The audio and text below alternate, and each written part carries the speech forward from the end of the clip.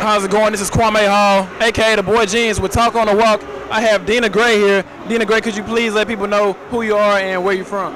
Hey, what's up, Houston? My name is Dina Gray. I am from the city of Houston. I am a member of the State of Emergency Task Force. I'm the chairperson for the Advocacy Committee. Okay, now it's more than just a title.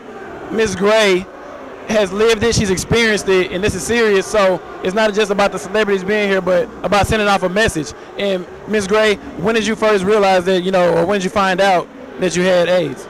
Actually, I was diagnosed in 1991. I was a student at the University of Houston, and I was attending classes.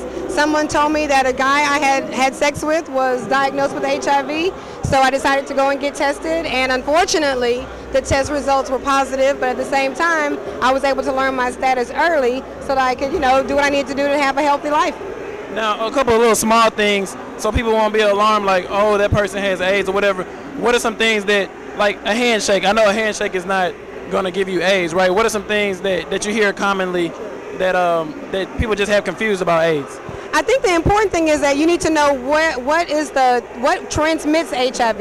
And if you come in contact with somebody's blood, their vaginal fluid, their semen, or breast milk, those are the only fluids. So if you're sharing needles or you're having unprotected sex, or a mother can give it to her child through breast milk, those are the only ways that you can get HIV. Otherwise, kissing, hand holding, using the bathroom behind somebody else, all of those things are okay because that's not how HIV is transmitted. You really got to know how you get it in order to really just kind of know what you can do and know what you can't do. But if you don't share needles and you have sex and you use protection, then you shouldn't have to worry about HIV.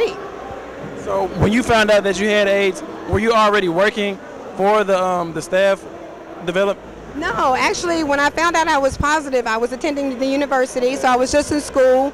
But what ended up happening, I learned that through research and information, a lot of black women were diagnosed with this disease as well. I thought I was the only one, because I didn't know anybody else. And so the more I learned that it was people who looked like me that were being diagnosed, I wanted to do something so that other young women and other young men would know that they're not alone in trying to deal with this disease. So I just decided, that was going to be where God put me, to really talk to people, educate people, let them know, how you get it, how you don't get it, and let them know that if you are positive, that there's a family out there for you. If it's not your own, it's another family out there that would support you and help you through it. So that's just what I chose to do with my life. Okay, so when it comes to relationships, it's still okay to have relationships and stuff, right? Or what would be some of the guidelines, other than just the main stuff you would think about?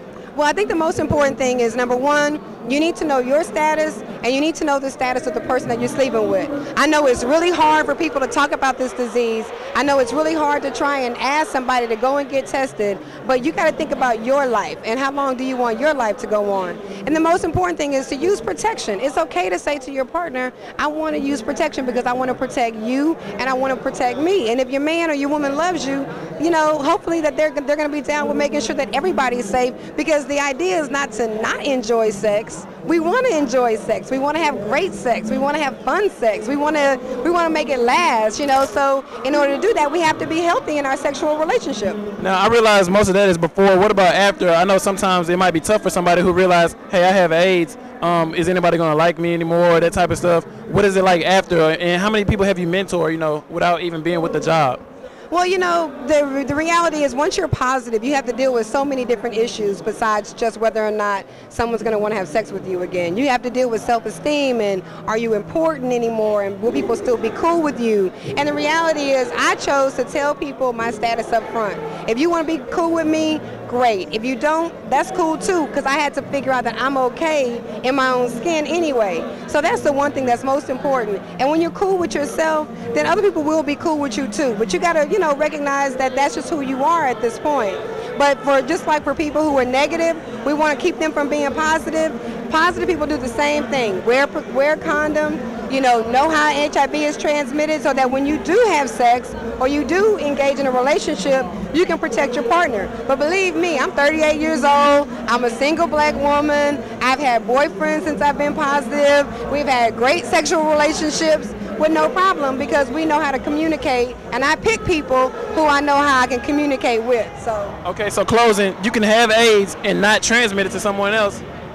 Okay, so it's okay to date somebody who has AIDS or whatever. Don't be in a cloud. Don't be on cloud 9, not realizing it. Could you give them some information on where to go, like a website or whatever? Sure. If you want to get more information on HIV or you want to learn more information about how the disease is transmitted, you can go to www.itsrealhouston.org, a fantastic website that was started by the City of Houston Health Department, and it's designed for the African American community. Or you can call 713-794-7092.